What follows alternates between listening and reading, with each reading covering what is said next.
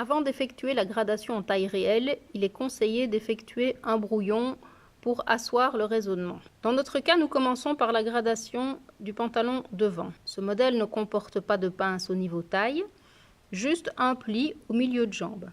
Choisir l'emplacement du point fixe.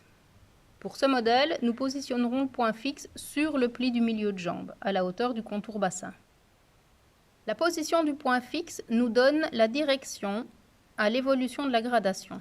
Dans ce cas, une partie de la gradation évoluera vers la fourche, donc vers le milieu devant. Une autre partie évoluera vers le sous-bras. Les variations en largeur se donneront au niveau du sous-bras. Le fait d'avoir positionné le point fixe ici, nous arrivons au niveau de la taille à la moitié. Dans ce cas, le pli central, le pli milieu de jambe, arrive environ à la moitié de la taille. On fera donc évoluer le sous-bras de 5 mm par la gauche et la fourche de 5 mm par la droite.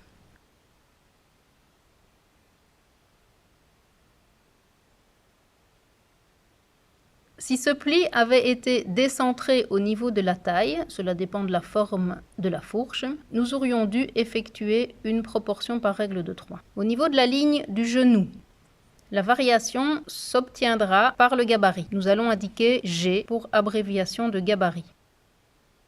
Au niveau de l'ourlet, de manière à garder le pli bien centré, de part et d'autre, nous allons évoluer de 2,5 mm.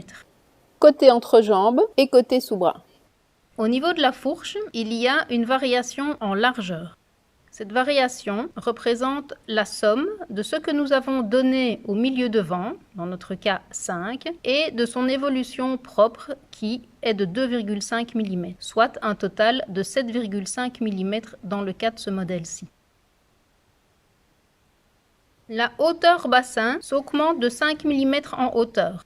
Dans ce cas, nous allons augmenter la position du contour taille de 5 mm à chaque point à grader.